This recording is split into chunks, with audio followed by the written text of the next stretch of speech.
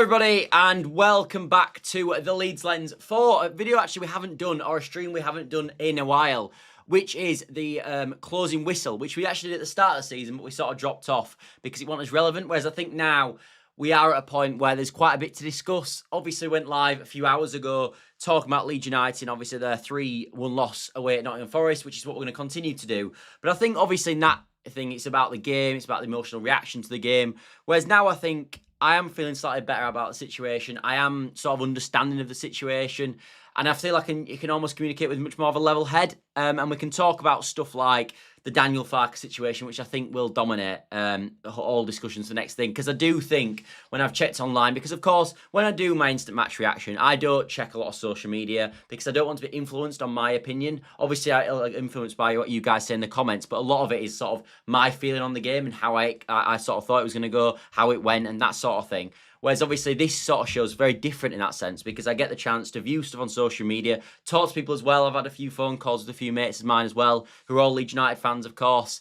Talk to family members as well, and you can sort of pick up a different sort of feeling around the fan base. And I do think there has been a swing. I think there's been a swing. I think I haven't seen such a swing in a long time at the Leeds fan base, but I think I've seen a swing this evening. I've seen accounts that are like not, because there's quite a few, obviously naturally people are emotional, but there's accounts that are not as emotional who are now starting to turn on Daniel Farke as well.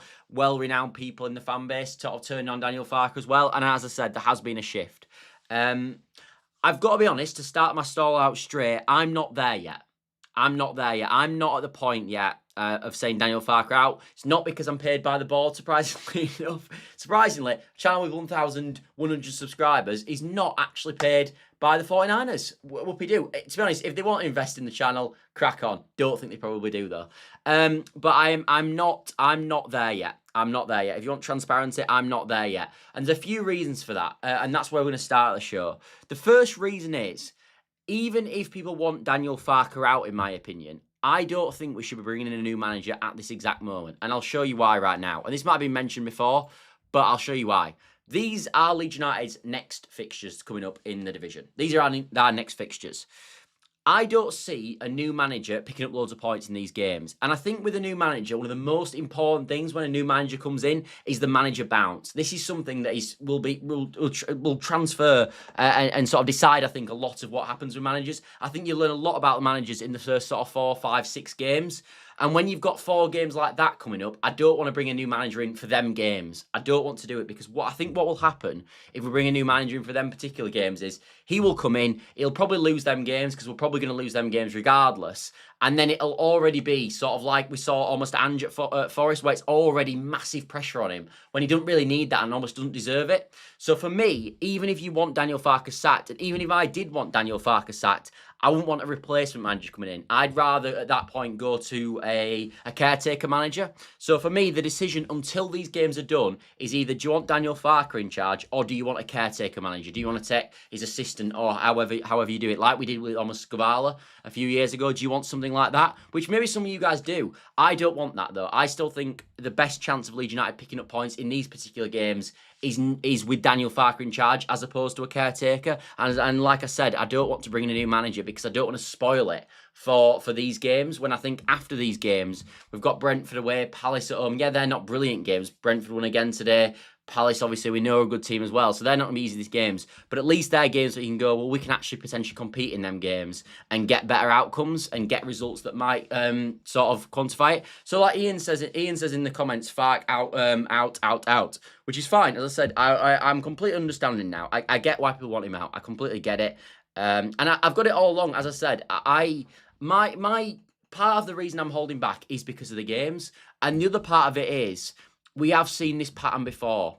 We've had before in this division, we've been here before a few years ago, where we've not had a good enough squad. We all thought it was Jesse Marsch's fault. And I'm not saying Jesse Marsch at the time didn't deserve to be sacked. I am not saying that.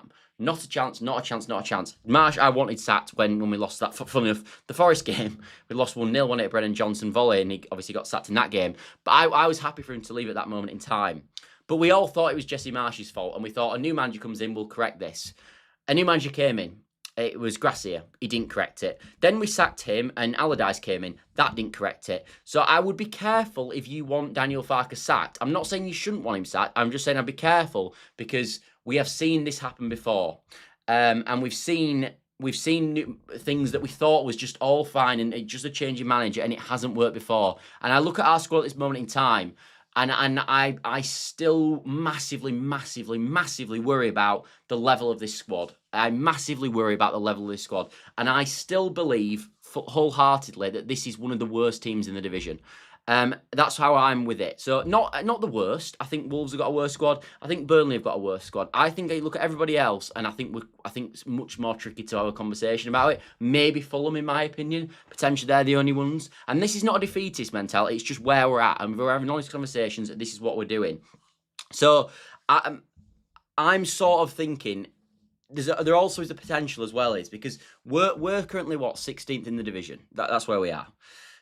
There is a potential, that we sack Daniel Farke and it gets worse because we actually are in the fight at the moment. There is a chance that we sack him and we become a team that just go down and we're not in the fight, because I'll hark you back to what happened with Leicester last year in the Premier League. I'll hark you back to them. They were in a similar position to us in the league at the moment in time. They had Steve Cooper in charge. They sacked him because they thought a more attacking style and a different sort of way of playing would change the course of their season. They brought in Ruud van Nistelrooy and he basically relegated them on the spot as soon as they made that appointment. So I'm not saying we shouldn't get a new manager in. I am saying that right now. I think if you do want it should be caretaker for the next few. But what I am saying is, again, I'd be careful what you wish for, because Leicester were here at this point last year and they brought Ruud van Nistelrooy in when Steve Cooper had them outside of the Premier League. They weren't playing well, but they were outside of the Premier League, and it didn't go well for them. It didn't go well for them. And we've been here with Leeds United as well, if we're being honest. Recruitment has been wrong, that's for sure. Unfortunately, the 49ers can't sack the squad. Yeah, exactly. And I think that's part of it. I also think we probably spent, if we're being honest again, I think we can lose, because we've been promoted, 61 million over a 3-year period. I don't know if people know this, but we can lose 61 million over a 3-year period. That's how it works. If you're in the Premier League, full stop, and you like, say, Bournemouth, who've been in the last 3 years, they can lose 105 million over a 3-year period because they've been in the league for every single year. So they get 35 million, 35 million, 35 million losses, adding up to 105 million. Leeds United can't do that. Because we're a newly promoted club and we've been in the Championship for 2 of the last 3 seasons, we can only lose 61 million.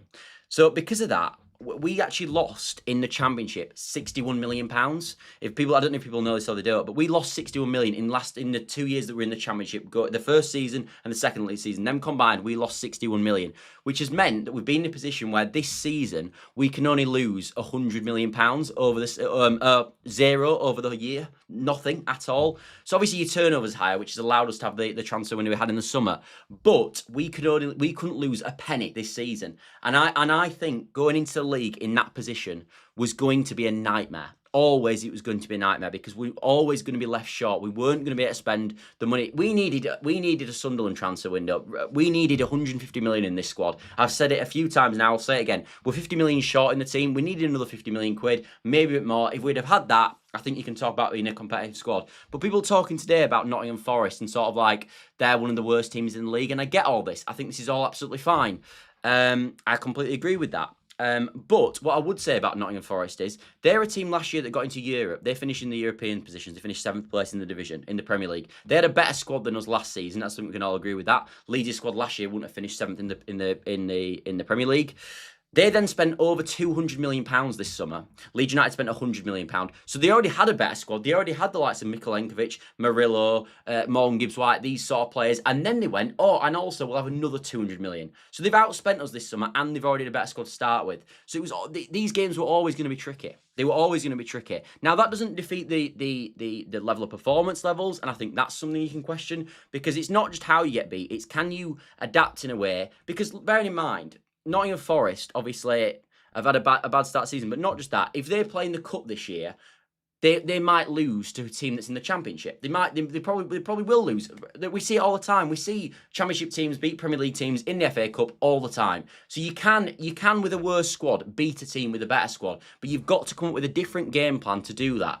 And I think one of the criticisms I've got about Daniel Farke at the moment is, I don't think he's adapting game by game to try to neutralise the opposition in the best way possible. I don't think we're doing that. I think we're playing our game week in, week out, and almost acting like we're the best team and acting like we are sort of like Man City don't adapt week on week. They for the most part, except the Arsenal away game, they play the same way every single week because they're the best team. I'm going to put Daniel Farke up again here. Can we get Daniel Farke? That's Wilfred Gnonto. We're going to talk about him as well.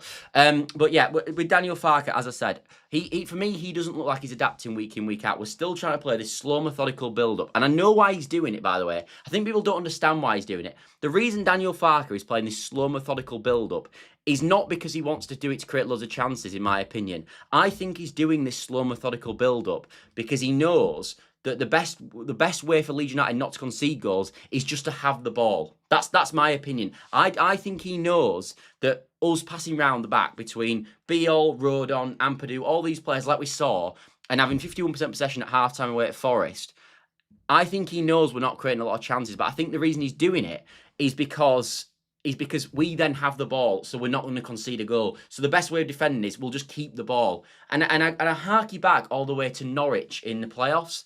I don't know if you remember that Norwich in the playoffs, we drew 0-0 away from home. And when we got battered in that game for about the first quarter of an hour, 20 minutes in the game, and after about 20 minutes, we basically just kept the ball for about 10 minutes straight and didn't let Norwich touch the ball. We didn't do anything with it. We just kept the ball. And what it did, it sort of calmed down the crowd. It slowed down Norwich's momentum. And we ended up building a foothold in the game. And I think that is the idea that we're trying to do in the Premier League, to try sort of calm it all down and sort of keep us in the game.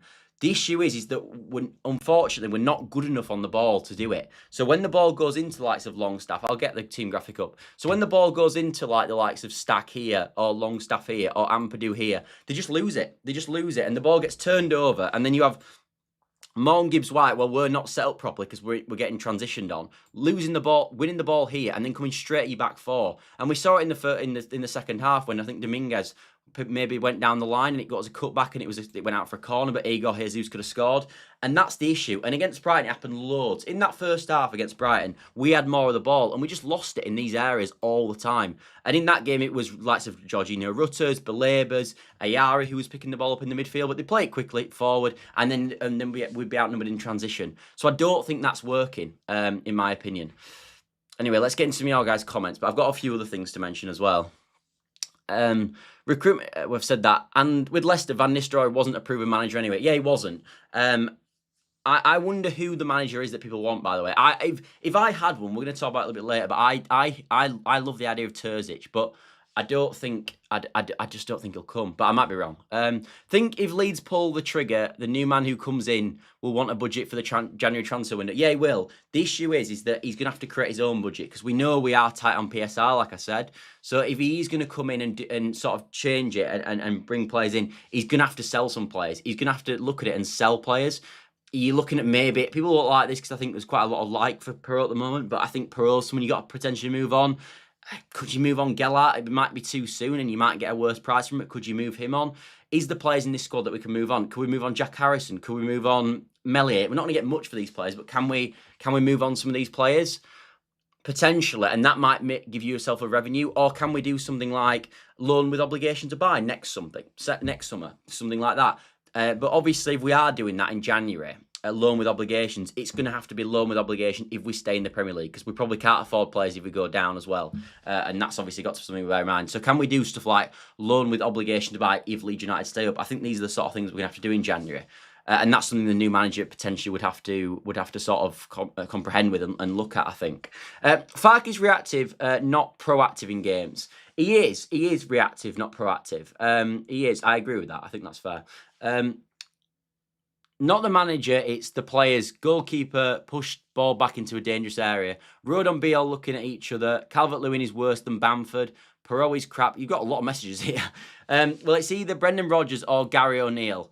I don't like the idea of Brendan Rodgers. Brendan Rodgers had a very, very good Leicester squad, in my opinion. A team that should have never been relegated. that he got relegated. I don't like the idea of Brendan Rodgers. Gary O'Neill, I don't particularly like, but I think he's probably better suited to the squad than Brendan Rodgers. Brendan Rodgers achieved more in his sort of managerial career than Gary O'Neill has. But Gary O'Neill managed to keep a Bournemouth team up that were a team that should have finished rock bottom of the league. So that is something. If I'm looking at a CV, for me, we've got to look at CVs of people who've done stuff like this before. And Gary O'Neill, for the record, had a Bournemouth team that was absolutely horrendous, that everybody said was definitely going to get relegated at that start of season. They'd actually just lost 9-0 away at Liverpool under Scott Parker, and he came in as like a caretaker manager, and he kept them in the league. He did keep them in the league. So if I'm the 49ers, I don't hate the idea of Gary O'Neill because, as I said, he has got something in the tank. Obviously, it failed at the end at Wolves, and that didn't go well for him. But he did. I thought he overachieved in the first year with Wolves, if I'm being totally honest. So I've never hated the idea of Gary O'Neill, just more because of what his first job that he did with Bournemouth, I thought was just so impressive. He showed a way to adapt game by game to get the best out of that Bournemouth team. So that is something I think you've got to look at. Leeds have been trying to get rid of Harrison for 2 seasons. Who's going to buy him? Yeah, I know. Said start off the summer, get decent players in, like last time. Well, Leeds tried to get Rodgers in. Yeah, they did. When we got relegated, we tried to get Rodgers. He didn't get relegated. You talk nonsense, please. Where's your ambition? You know what, Brendan Rodgers? No, he didn't get relegated with Leicester. But that Leicester team had the likes of Harvey Barnes, Tillemans, Maddison's, Jamie Vardy was still decent at the time. It had a lot of quality a lot more quality than we have at this moment in time, by the way. And he left them in the relegation zone. Dean Smith obviously came in, and then they went down. So yeah.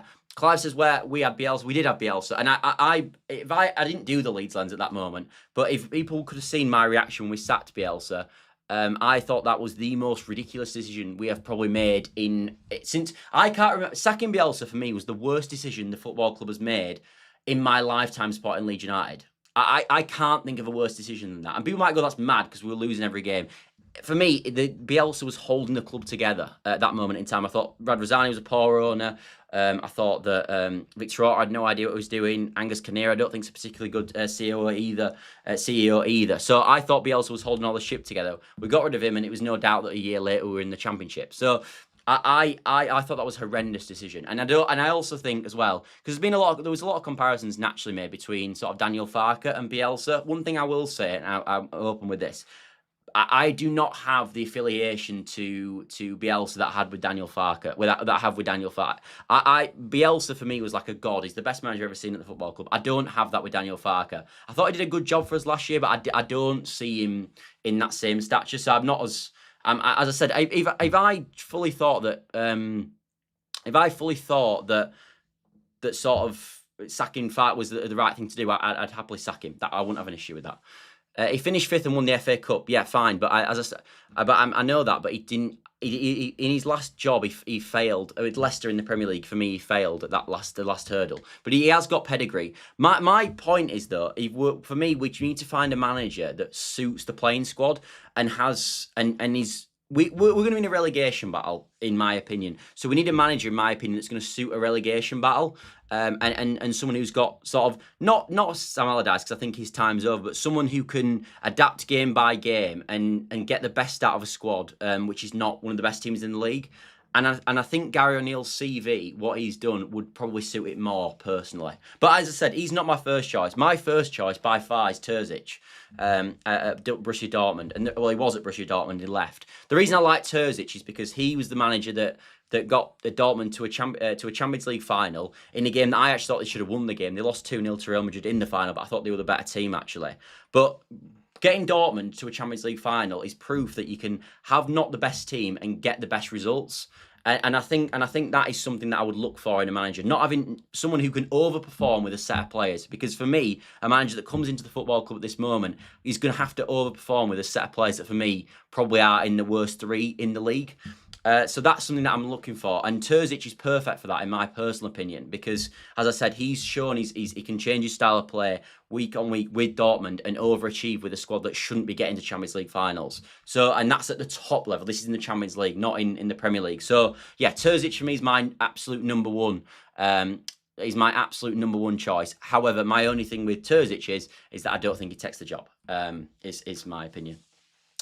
So yeah, Farke's not a personable person. I don't think that's his. I've always questioned what Farke says in the media. I don't think he's. I don't think he talks well in the media. I don't think he's like, you look at the sort of way that sort of the likes of Jurgen Klopp uses the media, even Slot at times, and Pep and all these managers. I think they negotiate the media in a really well played manner, and I've never thought Daniel Farke does that. I don't think he comes across that well, to be honest. And I think you can tell that Daniel Farke doesn't come across that well, because I've never ever before seen a team get promoted with 100 points, going over 2 points a game, the most goals in the history, the most points in that club's history.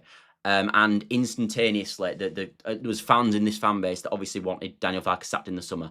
And that for me shows that Daniel Farke is not a personal person. So I agree with you, Mr. Whitesnake, I do. I play James Gnonto, Okafor, Nemetra up front, Longstaff and Stack, and Tanaka, Ampadu, Gruev. Okay, so almost like a diamond, is that? Let's have a look. I will talk about Gnonto as well. I will talk about Gnonto, but that's my fundamental with thingy. But as I said, I think there's going to be a lot of Daniel Farke. I think probably will end up getting sacked now, in my opinion. So I think there's a lot of time really to talk about new managers. But as I said, if you want a basic of what I want someone who I can like, that has shown me that they've had a group of players before that has overachieved with the group of players they've got. That's what I want to see. I don't want to see like a manager who's had the best team and done the best things. I want to see a manager who can show me that he can adapt game by game and get the best out of a group of players who potentially not the best. So like, do you like the Danny Role job that he did in the Championship with Sheffield Wednesday, where they made the worst start in Championship history, and then he managed to keep them in the league by adapting game by game? That's the sort of manager I want. Danny Role's at Rangers now, so I'm not bothered about Danny Role, but someone like that who can adapt, as I said, can adapt game by game is the sort of manager I would go for. I wouldn't go with someone who's got a defined style, and I think actually Brendan Rodgers probably does.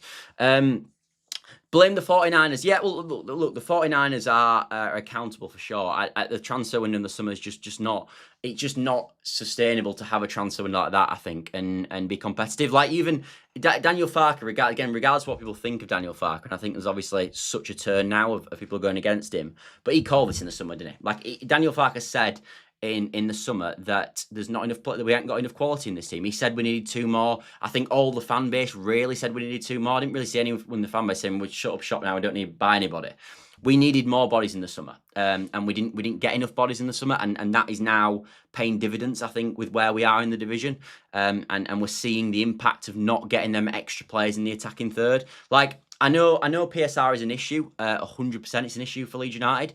But there is no PSR doesn't massively affect loan players. Why couldn't Leeds United do loan? Why couldn't we bring in loan additions in January in the summer transfer window? Why couldn't we bring obligations to buy if we stay in the division in the summer transfer window? Why couldn't we do that? There was actually reports in the summer that Gustavo Hamer was, for example, available on a loan with an obligation to buy. I'm not saying we'd be in a fantastic position if Gustavo Hamer had joined the football club. But what I am saying is that he's someone with a different profile in the midfield that you can bring in, who can perform at a certain, who can offer something different in the midfield, who gets a goal in the midfield, who's more of a creator in the midfield, who can play that number 10 role. Someone like that for me is missing in the team.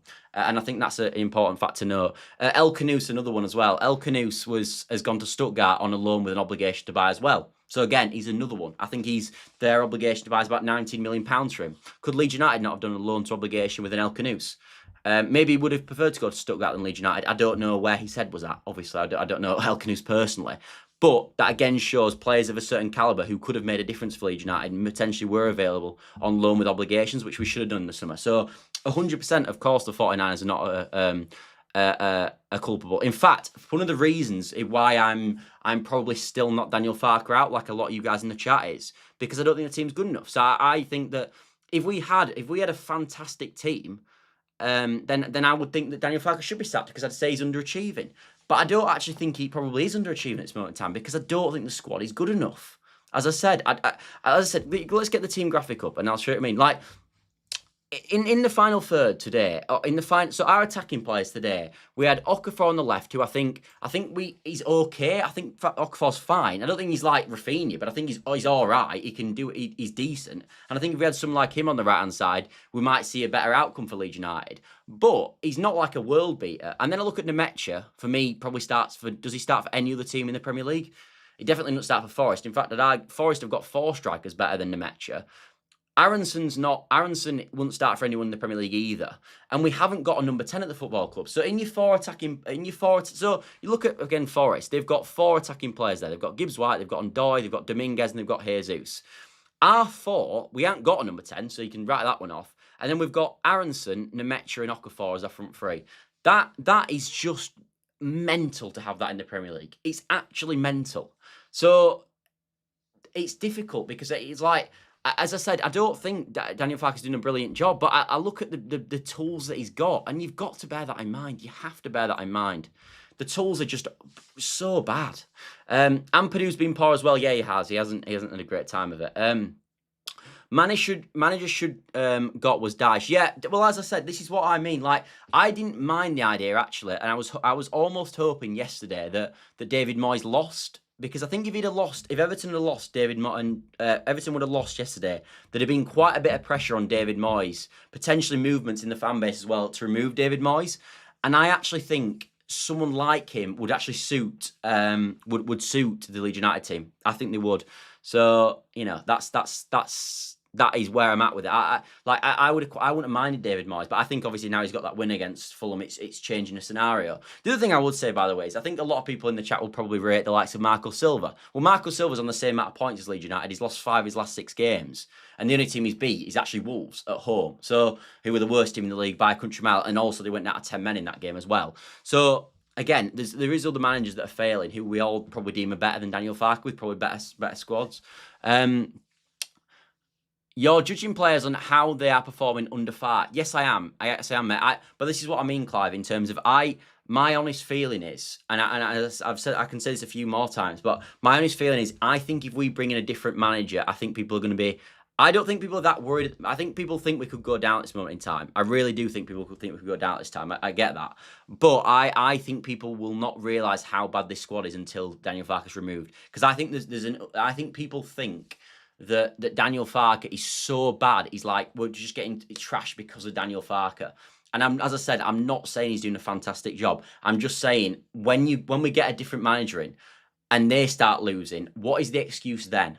What do we do then? That's when I think we're struggling. Because one thing I must admit I still am worried about is that if we do remove Daniel Farke, there is a scenario where it gets worse.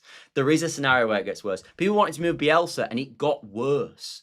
So it does Rodgers come in and do a brilliant job because as I said, he had a better squad with Leicester, and he had them in the bottom 3.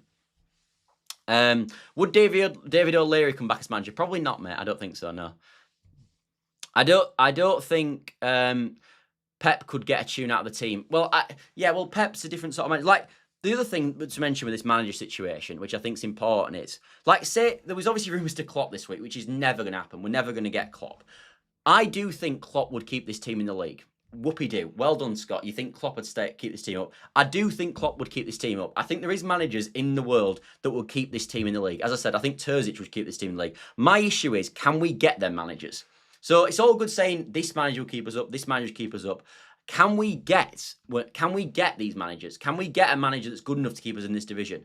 Because we've got to bear in mind here, we're shopping in a market for managers but might not be what people want.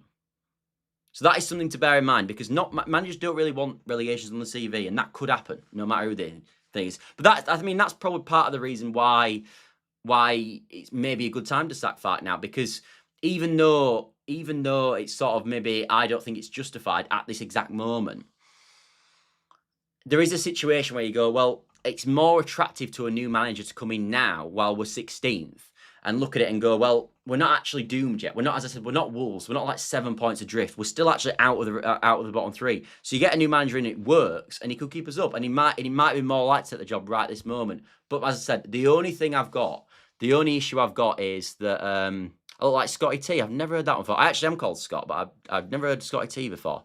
I don't know if that's a good thing or a bad thing, really.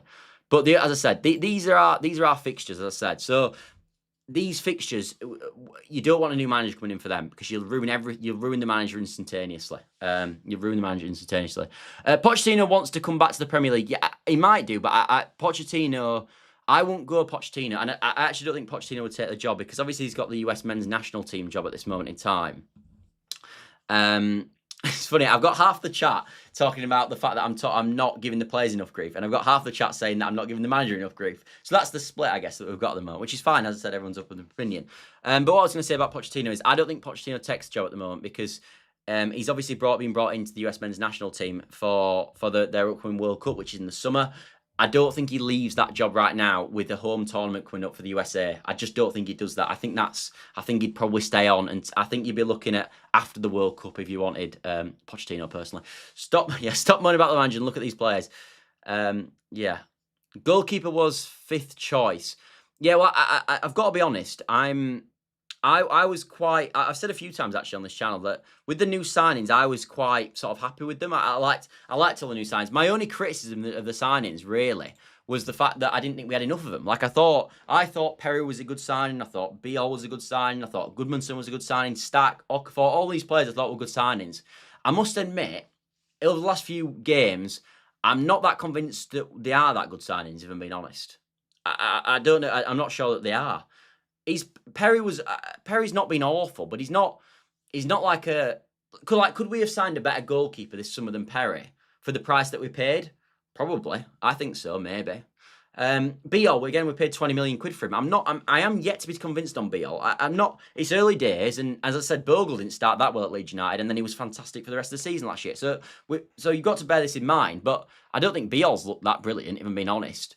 Goodmanson, I think, he's decent, but you can't be. He has had bad games. Like against Spurs, he was appalling. Like it's not been all fantastic from Goodmanson. Against Stack in the midfield, one of our statement signings, nearly £20 million spent on Stack.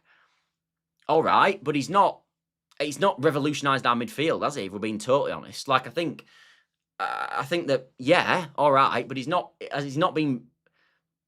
probably what we signed up for. Like you look at sort of Siddiqui in Sunderland's midfield. And I don't want to bring Sunderland up because I know it winds everybody up and it almost winds me up.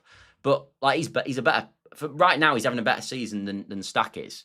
And let's not even talk about Granit Xhaka and the time he's having at this moment in time. So, yeah, Stack, I don't want to start throwing... Look, the last thing I want to do on this channel is start throwing the new signings under the bus. I don't want to do that. It's too early, and I think it's completely unfair. Coming into a different league, new system, new teammates, etc. Don't speak the language. So, I don't want to start blaming new signings. I don't want to do that. But I am questioning how good they are now, if I'm being honest. I think that's... because I am not seeing these fantastic performances out of them. I'm really not. If you were the 49ers, would you sack him tonight or tomorrow lunchtime? Says Aaron. Probably neither, mate. Probably neither. Yeah. As I said, if we are going to sack him, for me, I would not be bringing in a new manager. I would be waiting until I'd be using a caretaker manager until these horrible fixtures are over, and I don't want to do the caretaker manager. So for me, I'll keep him, and then worst case scenario, he loses them all anyway, and then there's definitely a reason to sack him because the fact is, if he loses to Villa and then loses next 3, he'll lost 6 on trot then. So then he is gone, isn't he?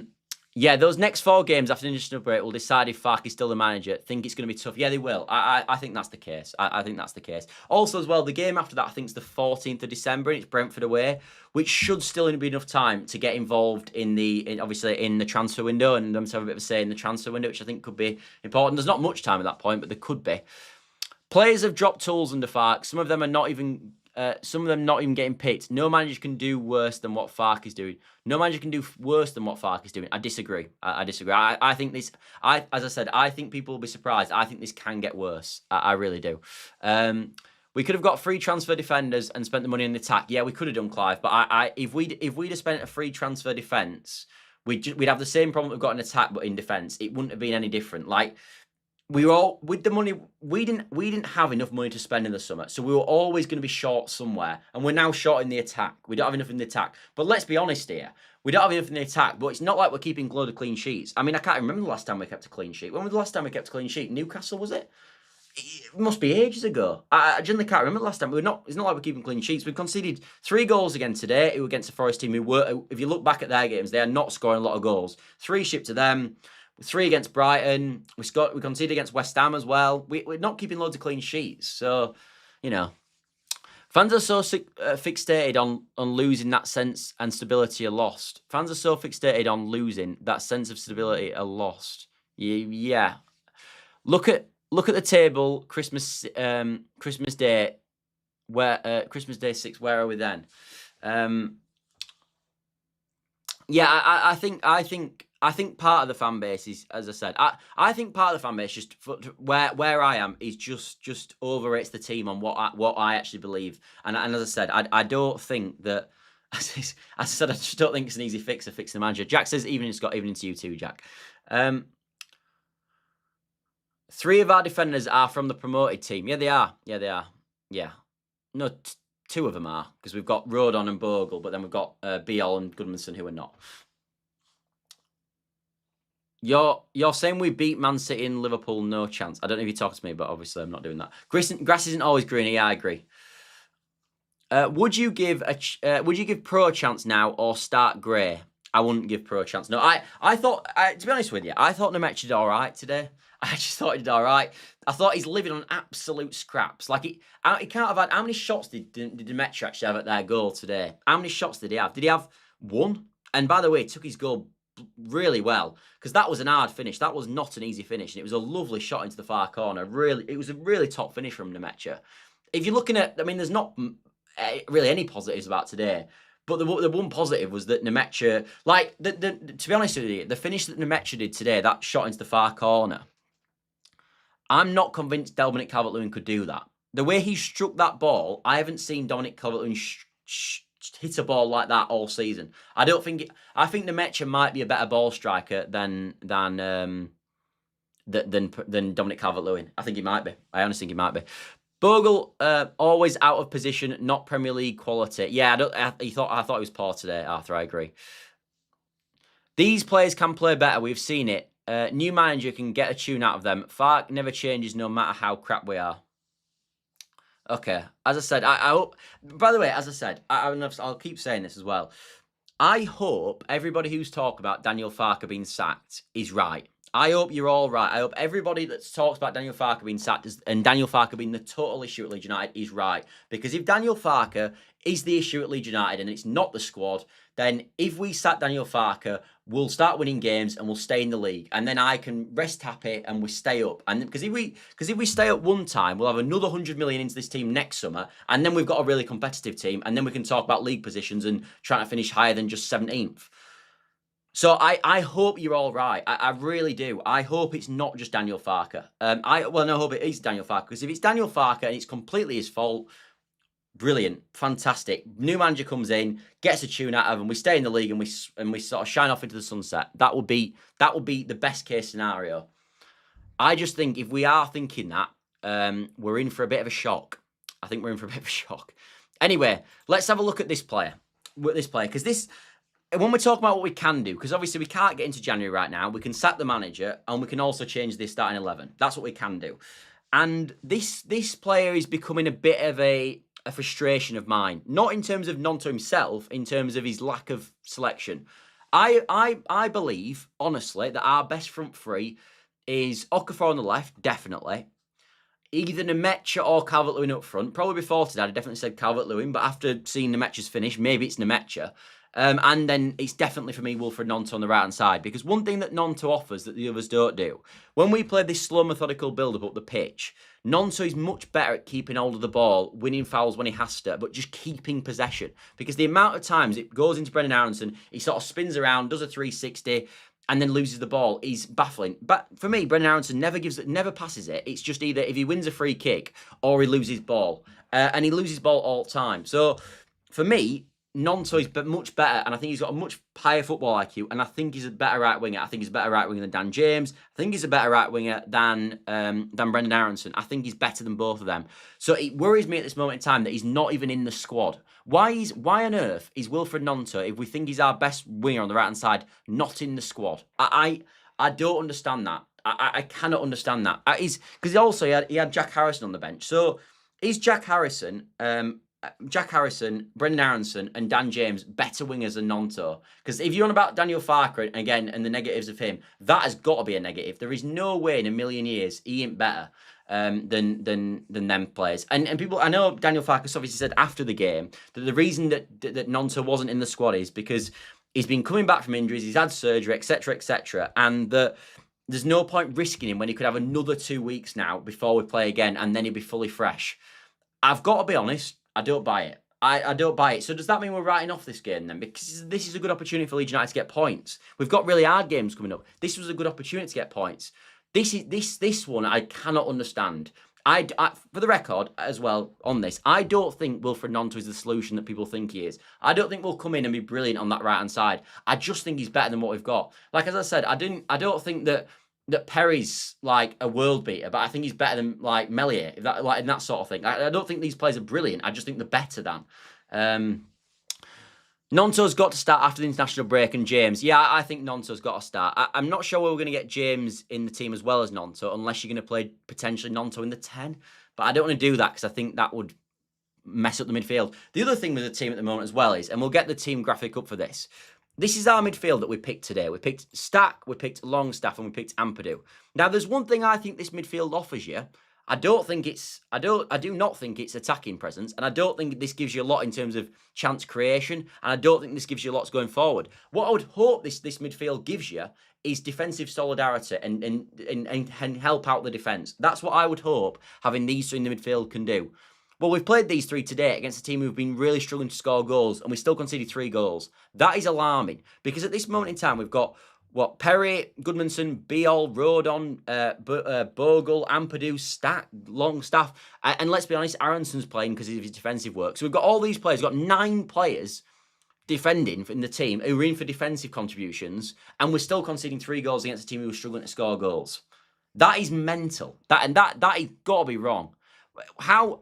As I said, I'm not surprised that we're picking these midfield 3 here and we can't score a goal to save our lives. That does not surprise me at all, because they do not offer a lot going forward at all, Stack, Longstaff and Ampadu. But what they should do is offer defensive support. So what I don't want to see when them 3 are playing in midfield is a ball coming in from the right-hand side and Gibbs White on a free header here. That is not what I want to see.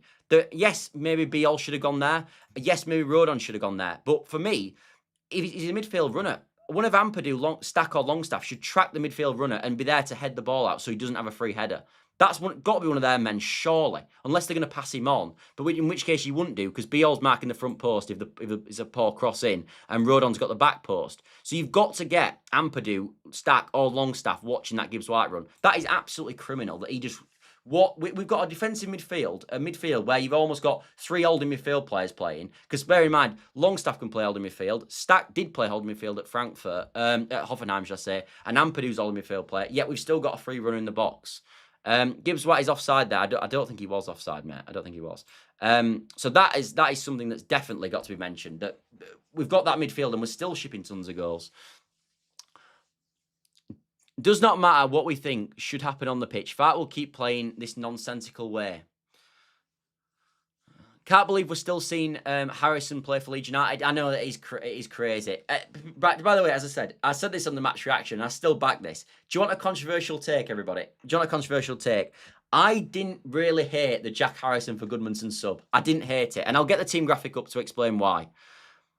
I didn't hate it because at that moment in time, when he made that substitution, they were basically parked in like a 4-5-1. They were basically like this, genuinely. This is how they were set up. There was obviously different personnel out wide, but this is how Forest was set up. And we had all the ball. These were all so high. We were all basically here. That's how we were set up. And all we needed really at that moment in time from our fullback was how good they are on the ball. And for me here, if I'm only attacking, I think Harrison is a better crosser of the ball, in my personal opinion, than Goodmanson. And if we are going to rely on crossing and we're not going to have to do much defensive work, then Harrison potentially is a better option on the left-hand side. So I actually genuinely understood why he made that sub. Now, it didn't work, and I look an idiot as well, because I don't think I'd have made the sub, actually, but I got it. But that is something that I must admit. I didn't think that was... even though it didn't work, I understood the rationale for doing it. Pace, move, ball, quick. Yeah, but as I said, the reason we're not doing that, we're not picking anyone. Farke is, we're not picking anyone. Farke is and does not even know his best 11. True, that is true. That is definitely true. I don't think Farke does know his best 11 at all. I completely agree with you. I don't. I'm actually convinced that he doesn't know his best 11 because we've seen now what we've seen. Stack play in the midfield. It was Tanaka last week. We've seen Strout go in there. Now Strout's out of the team. It's Biol. We've seen Nemecha go up front. I mean, Calvert-Lewin might have been fully fit today. No one said that. He might have been fully fit. There is a situation like that. But by the way, because we're losing games at the moment, he's always going to change team anyway because that's always going to be called for as well. But can I be honest with you, people? Daniel Farke doesn't know his best 11. I don't know our best 11. I don't know our best 11. What is our best 11 at this moment in time? If I was to say our best 11, I'd probably say Perry in goal, Bogle at right back, Rodon, Strauch maybe, just because we conceded less goals with him, Goodmanson, Ampadu, Stack, Tanaka, Okafor, DCL, Gnonto. But I'm not sure. I think you could play Longstaff in the midfield instead of Stack, for sure. I think you could play any of them three midfielders, drop any of them, really. I'm not sure about Biol versus Strauch. I'm not even that sure about Perry versus Darlow, if I'm being that honest. Let's have a look. Part of the bus, now we have Forest pinned him in. No, I agree. But that's why I made the Harrison sub. We didn't start like that, for the record. Was not a penalty. I thought it probably was, actually. I thought with the penalty, mate, that Hutchinson bought it all day. He knew that Jack Harrison was a winger. And basically, all he did is the classic thing where you get past someone and you basically shift across, you get in the running path of Jack Harrison, and then you clash legs, he pulls you down and you win a penalty. It was classic. DR Drum says, your point earlier, mate, is exactly what's going to happen. 0 points sacking him with the current run of games. New manager would have an impossible task ahead. Yeah, I agree. That's where I feel with it. I don't. If we are going to sack Farke, I'd generally rather have a caretaker and not ruin him. I generally would rather do that because what will happen is if we sack a manager and we bring him in, then basically what will happen is we'll lose all them 4 games and everyone will say he's crap manager. And then he's straight under pressure, and he doesn't. The new manager wouldn't deserve that. So if you are going to sack him, you'd be better with a caretaker. You'd be better with a caretaker manager, which is crackers. Cal more than earned his spot for me. Yeah, Cal Darlow's a shout. As I said, Perry makes a mistake on the first goal, I think. So as of today, the odds have Farke as favourite manager for the sack in the next Premier League at 5-2. Says Stephen of a Sunderland fan. I'm sure you're loving life, by the way, mate, because it won't be really deliberate getting sacked at the moment. You're flying high. That extra PSR wiggle room you had in the summer, which is obviously based on recruitment strategies over a long period of time. I mean, it's put you in such a good stead. Farke's favourites book is favourite to go next. Yeah, he will be, because I look at the league table at this moment in time, and who else is going to get sacked at this moment, really? Like, who's massively underperforming? Wolves have sacked their manager. West Ham have sacked their manager. Maybe Fulham, but I don't think they're going to sack Marco Silva because he's actually quite a good coach, and he's also proved it over a long period of time. So he's unlikely to get sacked, in my opinion. Although they're on a horrific run. And actually, if we're going to bring anybody into it, maybe Fulham could be a team that you do bring into it. Which is why, by the way, it was so annoying that we went down there and got beat 1-0 with a Goodmanson own goal, because if we'd have drawn that game at Fulham, we'd now be on 12 points, and they would be on, rather than being on 11, they'd be on 0. They got 1 from that game, so they'd have been on 9. So we'd have been on 12, and they'd have been on 9. And we had 3 points on them. So that was a nightmare. That it really was. You would not take Goodmanson off for Harrison and Gnonto. Should be on for Aronson every day of the week. Yeah, no, it was more the fact that as I said, he was the fullback at that moment was all about attacking because they were so sort of camped in. So I got it on that sense. One player you would sign in January. I still like the idea of Harry Wilson, Aaron. I still like the idea of Harry Wilson. The problem is would Harry Wilson even come at this moment in time because he's getting in the Fulham team? Would he actually come? But I like the idea of Harry Wilson. He's for me, the number one area in the team of all of it, and then we've got problems in a lot of places, in my opinion. We ain't got a number 10. I don't think our number 9 is good enough. I don't think our right wing is good enough, and that's, as I said, 3 or 4 attacking positions. I'm not sure keeper's good enough. I don't think we've got a load of creation in the midfield either. We're missing players all over the pitch, if I'm being honest. But if I had to prioritise one position, it would be the right wing position, because I do think that's the worst. I do think that's the worst position. Point is, he will get sat, and I think he knows that. He will look at the next games and know we're stuffed. I wonder if he'll try anything new as a result. Potentially. Like, is he at the point? We've seen this at managers at certain points where. Is it the point where he tries something mad, like go to 5 at the back and just really sit in and make it really hard for them? Is that what his plan is? Could he go to that and just like really try dig them out? Like, we're not attacking, just sticking in 30% of the ball, sitting in a low block and just soaking it up. Like, I don't know. That's probably the next thing. Feel Fulham will be sound with Silva. Yeah, I'm sort of that opinion. Although I know the Fulham fans are getting slightly worried. The only thing is that we're just terrible at the moment. To be honest, I'm enjoying the ride now, but I think we could drop into that relegation scrap once AFCON comes. The thing is, Stephen, is you're just so far ahead now. You've got so many points that you've almost pulled yourself away from relegation instantaneously. And it's fair play to you. You've brought in top players. You've also brought in a real leader in the midfield in Xhaka. So it's annoying because you've probably sent us down, really, because if Sheffield United beat you in that final, they're probably garbage in the Premier League and they probably get relegated and we stay up in 17th. So you being so good is probably going to send us down. And that's also because we're crap, by the way. It's not all just that. But you being so good is probably, as I said, not ideal for us in any way, shape or form. But I've got nothing but admiration. I mean, you've just smashed it. Like, it's just ridiculous. And I was one of them probably who came into the camp, Stephen, where I thought that eventually you'd play against the harder teams and start to suffer. And you beat Chelsea and drew with Arsenal. I mean, what can we say anymore? Arthur says, I would get Vardy, Elkanus, Demarovic, tough centre-back in and different goalkeeper. I would as well, Arthur. I would as well. I'd love that. But we ain't got that sort of money. So, you know. I don't think we could get Harry Wilson now as he starts to root for Fulham. Yeah, I don't either, Aaron. I don't either. Goalkeeper is terrible, says Arthur. Yeah, he's not awful, but I think it's like, as I said earlier in the stream, I think for the money we spent on Perry, we could have signed a better goalkeeper. I do. It's over far now.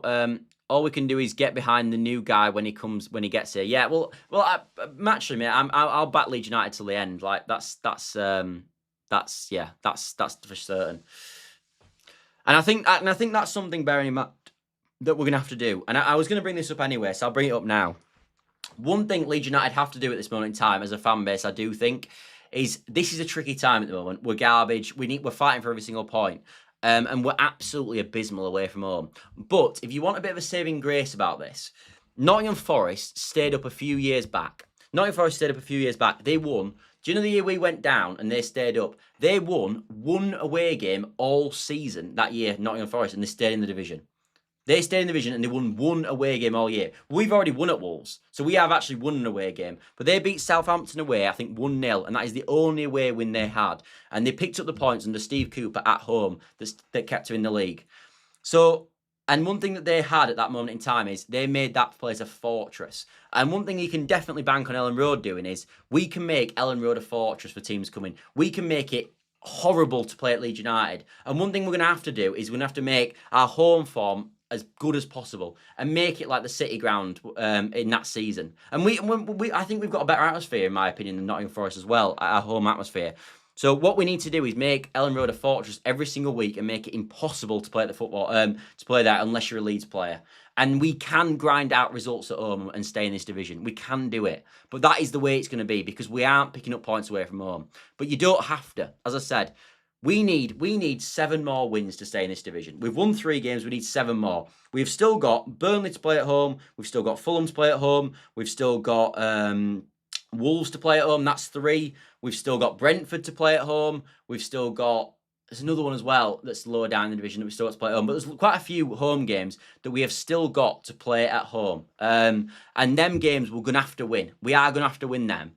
But we can win them games. We can. And one thing I will say as well with Leeds United is we have been good at home this year. We have been good at home, and we can pick up points at home. I don't think we've lost games at home this season. We've lost to Spurs at home. Who else have we lost at home as well? I think we've lost another one at home. We've not played badly in any home game. In the Spurs game, I thought we were unlucky not to get anything. Bournemouth were unlucky to not get 3 points. We've played well in every home game. So we will put on a show at home, and I think we'll give teams a game. Like I think we'll give Chelsea a game at home. I really do. But that is going to be our saving grace. We're going to have to try to pick up points at home. That is how it's going to be, because we can make it a fortress. We don't have a good enough squad to go away from home and get points. I don't think we do. But what we do have is we've got a good enough squad to, with the crowd behind them, get that extra 10% from the crowd, and we can win games. We can do it. So this is not Leeds United relegated in that, because we can stay in this division. We are good enough to stay in this league. And we can win home games to keep us in this division. And we've shown that we can do that already. So that's something that we're just going to have to make Elland Road a fortress. And I don't even worry about that. I know Elland Road will be a fortress. I know even if the results are crap, which they have been as of late, when we play Chelsea at home in a few weeks' time, regardless if we've lost against Villa and we've lost at Man City, it will be a fortress at Elland Road. And we might beat them, because they have got that flaky result in them, Chelsea. They're not consistent week in, week out. We can beat them. Liverpool, look, it sounds madness, but Liverpool look horrendous at this moment in time. They got smashed by City today. Now, they're miles better in terms of quality, but we can, if they're still on a crap run when we're playing them, we can upset the apple cart there. Brentford beat them recently. Brentford are better than us. They are, but they upset the apple cart with Liverpool. We can get points in these games. We can do it. So that's going to be massive for us. We're going to, like, as I said, that year that I was mentioning with Nottingham Forest, the year they stayed in the division, they beat that year Arsenal at home 2-0. Oh no, 1-0, and that kept them in the league. We're going to have to get results like that, but it can happen. We can do it. Let's have a look anyway. I've gone through a few super chats as I've sort of rallied the troops. Hi mate, Bob Believer from the preview said we were in for another reckon, and it happened. Yeah, no, you did. Only one B Coventry City striker bar. I'm not sure what you mean there. Don't think Asante would be a good sign in my opinion. Not what we need at the moment in time. Yeah, you remember Brendan Thomas Asante, right? Okay, again. Yeah. I don't want Brendan Thomas Asante. I don't think he's good enough for number 9. I think we'd have to get the next quality, in my opinion. Let's have a look. I'm not betting on my lunch meal. I was getting a point when Villa come to Elland Road. No, I'm not. I mean, I wouldn't bet on it. But I think we can make it. I do think we can make it a fortress. And I think even if we lose at Villa, I think we'll play well. It doesn't mean anything. It doesn't mean a lot, because you need to get points. But we'll put more of a show on against Villa than we did today, because we showed that. Win but do not lose at home. What does PSR mean for next year? Will we still be stuck next summer if we stay up? No, we won't. So next year, if we stay in the division, we'll be able to. We'll be in the next period of PSR. So this is the last year of the 3-year PSR plan this year, which is annoying, by the way. But it is the last season of the PSR. Next season, it'll be a completely different story. Next season, we could have a £200 million spend next summer if we wanted to, because we could lose an absolute ton next summer. We'll better lose 80 million over a 3-year period, somewhere in around that.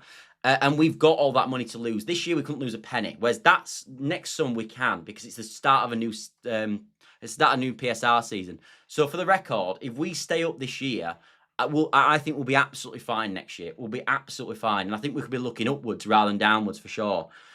But we've just got to stay up this year. We've just got to find a way to stay up this year. All players were coming in, kept saying this because they were cheap. I'm not sure what I mean. Beal is so slow, it's unbelievable. Yeah, it's not his skill set, mate, I must admit. I was one of the ones that was 100% wrong about Keith Andrews. Fair play to him. Yeah, he's doing a good job. I don't know how, but he is. Happy to see ads on the channel, young man. Only ways up now. Yeah, I'm finally making very little, mate. I must admit, I'm making I'll probably make from this whole stream about £1. I don't know if I should be saying that, but I probably will. So I'm not getting rich from this, let's be honest. But I do appreciate everyone watching, because it's quite busy this evening.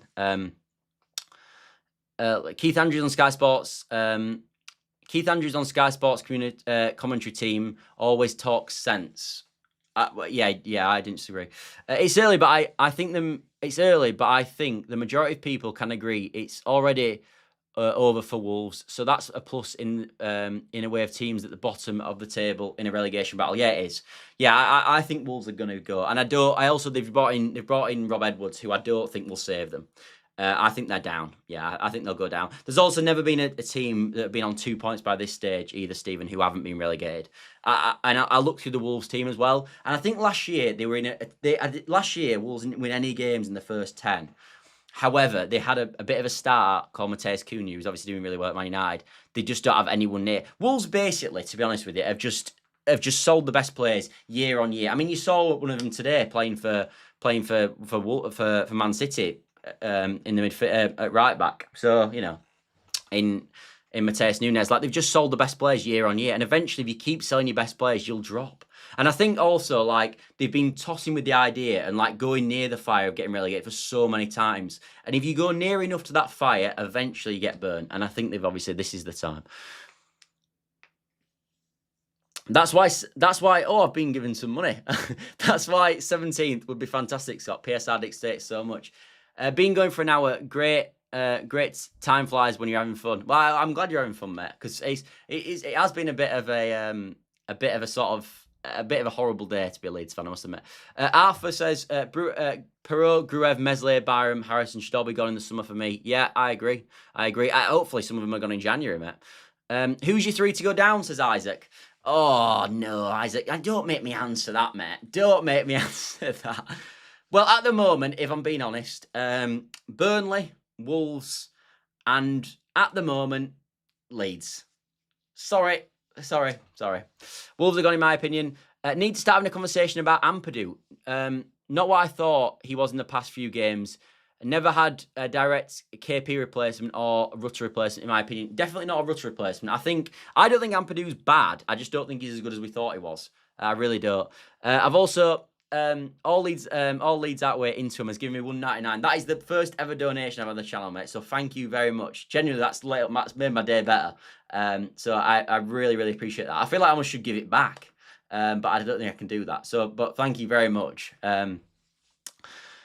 Shot themselves in the foot with the Edwards appointment. Yeah, I agree. All Leeds says, not a lot, mate, but more than you would have made. Yeah, it is, mate. It is. It's probably about double than I made. I don't know about how much I should be telling about how much I'm making doing this, but I'm probably too open with it, I guess. But it's honestly, I can't tell you enough how little it is. Gaz says, under Farke we go down. A new manager right now could give us a small chance. Okay, fair enough. Do you think though, Baz, that we should bring in a new manager now though? Do you actually think if people are saying sack Farke, do you worry about the next few fixtures and think we shouldn't bring him in for that? I'm interested to know that. Is that what people think? Do they think we should bring him in or we shouldn't bring him in for them fixtures? I'm interested. Get Garcia from Watford. I would give you a donation, but I'm skipping, mate. You don't have to give me a donation. Your viewing is absolutely enough. You really do not have to give me money. It's absolutely fine. Don't even ever think that. That's It's that. As I said, never think that. It's you viewing is absolutely fantastic, mate. So and commenting as well. Mr. White says get in the bin. Arthur, what's Arthur said? Get Garcia from Watford. Yeah. It's Farke's stubbornness that's the problem. There's times when you're playing out from the back, it isn't appropriate. Yeah, I do agree with that. I think that's fair. As I said, by the way, Farke is not blameless. Like sometimes I think sometimes what happens is that comments come in all the time about Daniel Farke, and I almost want to be like, oh, just give it a rest now. But I do. More recently, I've understood it a bit more because I think it's more understandable. But I think sometimes that potentially pushes you back a bit. But I do agree. Like there's obviously problems with Daniel Farke. Like obviously, this is not the perfect man. And if you were, to be honest with you, if you had a gun to my head at the start of the season and said, do you think that Daniel Farke will be here at the end of the season? I'd have said no, because he hasn't shown at this level that he's that good, has he? If we're being honest. So I actually didn't, truthfully, if you want my actual opinion, I didn't think we'd be on this many points at this stage. I really didn't. I thought Daniel Farke would be worse than this. I really did. I thought I wouldn't be out. I thought I'd be with all you guys and saying that he should be sacked now. I thought we'd be on like 2 points. No, I didn't think that, but I thought we'd be doing worse actually. Jack says Corbran. I can't say Corberan at this moment because Valencia are doing pretty awful. Like, I like Corberan, and I think he's the sort of coach that can adapt game by game. And I know he's done obviously fantastic jobs with the likes of West Brom and Huddersfield, and of course, so he's done well for sure. But he's doing bad. He's not doing well with Valencia. I think if he was doing what he was doing last year in Valencia, then yeah. But right now, I don't know. Only ones really out there without a job are Brendan Rodgers and Russell Martin. I think McKenna wants to move from Ipswich too. Well, there's also Stephen. There's also Gary O'Neill who we've talked about. And as I said, it sounds ridiculous and it's probably a punt in the dark. But I love Terzic at the ex-Dortmund manager. But as I said, he's probably looking at a Champions League club. If I'm being totally honest, he's probably not taking the Leeds job. So I'll probably get left down for that. But that's fine. Don't listen to him. I subbed him £2 at school and I haven't seen it back. Farke was only good-ish getting us up from the champ, and let's forget he had the best squad for 2 seasons. I don't think he did actually. I thought he had the best squad last season in the Championship. I did. I thought he had the best squad, Tim. I didn't think he had the best squad in the first year. I thought Leicester had the best squad. Was my opinion. I thought Leicester had the best squad. Arthur says Russell Martin, you're having a laugh. Oh, I mean, to be fair. Right, if you're a Daniel Farke outer in this chat at the moment, would you rather Russell Martin? Because the way some people have been talking suggests that they might do. Now that would be, give me somebody else over Russell Martin. I'll take Farke as manager for my whole existence over Russell Martin. Valencia in relegation battle, yeah, they are. There is time before next game for a new manager to bed in and build up confidence. Yeah, there is, Baz. It's just them games. Like if our next games were Fulham at home, Wolves away. I know we've already played Wolves away, but say these were our fixtures: Wolves away. I don't know, Crystal Palace at home, something like that as our next 3. I'd look at it and go, international break, time on the training pitch. Not all of our players go away on international break. Calvert-Lewin's, Okafors don't go away. Stack doesn't go away. So there is players, Longstaff don't go away. There's quite a few players that don't go away. So I'd look at it and go, completely agree. I would understand them to do it then. But what I would say is that that isn't the case, is it? The fixtures are really hard. So why does it have to be someone out of a job? Yeah, I agree with that, Clive. I do agree with that. Jack says, I know, mate, always been a big admirer, though. Did wonders at our little mates down the road. Always been a big fan of him. Presumably you mean Huddersfield in that sense. Clive, good one. What about Donald Duck? I don't know much about Donald Duck, mate. I'd have to ask. I'd have to inquire in the grapevine. Big Sam lol, says Reese. Probably not Big Sam, mate. I think we've been there, done that, haven't we?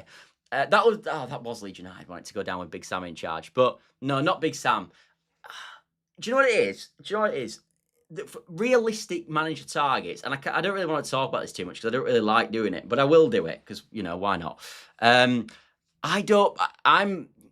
more I think about it, the more I really, really don't despise Gary O'Neill as a manager. I don't despise it because, as I said, Bournemouth, honestly, that year that the year we went down and Bournemouth stayed up, that Bournemouth team was absolutely abysmal. It was that bad, that Bournemouth team, by the way, that Scott Parker, who's now managing Burnley and quite happy with it, was saying, I can't do anything with this team, I'm walking. He got beat 9-0 off Liverpool and he went, I'm walking. This Bournemouth team is that bad. And then Gary O'Neill came in and kept them in the league.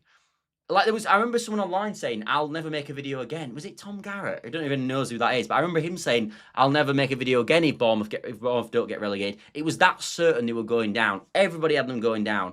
And that performance to keep them up was exemplary from Gary O'Neill. And that squad was worse than ours, by the way. So what I'm saying is, if he can keep that Bournemouth team up, can he keep this Leeds United team up? I don't know. I really don't. I'm not. Yeah, the more I'm thinking about it, I always think Gary O'Neill, Wolves, but actually the Bournemouth job is probably something you've got to look at maybe as more of an example. If we got ridden out, the new coach will be entering an awful run of games, does nothing for confidence, we're likely to lose them, so might as well stick with Farke through them. Yeah, no, I agree. I agree. I think that. And also I think that as well, like even... Say me, who's not Daniel Farke out this moment. If we play the next few games and we lose them all, say we lose against Villa, Chelsea, Liverpool, Man City. I know it's not that exact order, but say we lose all these games. Shall I get them up? If we lose all these games here, I'll probably Daniel Farke out. So then you don't have any upsets in the fan base. Everybody wants him out anyway. And then after that, you can have a fresh start, go into that Brighton away game or Brentford away game, Palace at home game with a new manager. And everybody's on board with it. So that is, yeah, I'd wait. Big Ange, says Steve. I don't think you're going to be very popular with your suggestions, Steve. I don't think people want him. And I don't want Big Ange. If we do go down, I won't mind Big Ange in the champ. I don't want him in the Prem. If I'm being honest. Some fans want to give Farke... we're going to disagree here, Clive, so I hope you're ready. Some fans want to give Farke credit for promotion without crediting the quality of the squad. And now they say Farke isn't doing his best with a poor quality squad.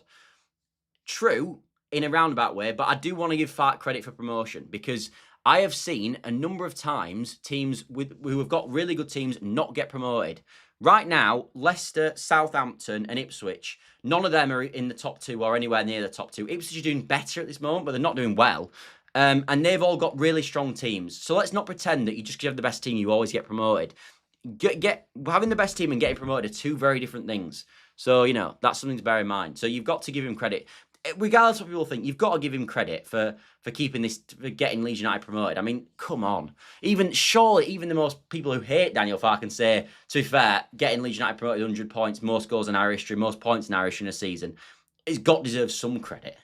Gary O'Neill will keep us up, and so will Farke. I have some blind faith.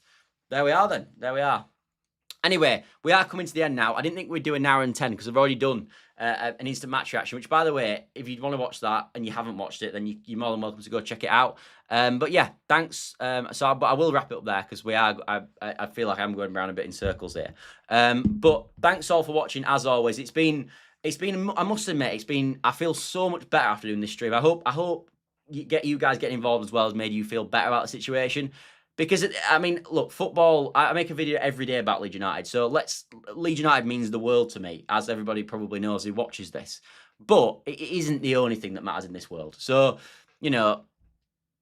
that's what I'm trying to say is that, it's nice that we can have this and sort of, and sort of get through it tonight. I think it's probably been in the worst possible time. This is the lowest we've ever been on the channel by a mile in terms of where we are in the league. I think it's either been the best ever show we've done. I've just really enjoyed it. And I hope, as I said, I hope you all guys have as well. And thank you as well, mate, for the guy who donated. What a legend. You never have to do that on this channel. Never have to, but it's very, very much appreciated. So thank you very, very much. Anyway, thanks all for watching as always. We'll be back tomorrow for an 8 PM stream as always. And I'm also on holiday for the next half of the international break. So I don't know how it will be then. But thanks all.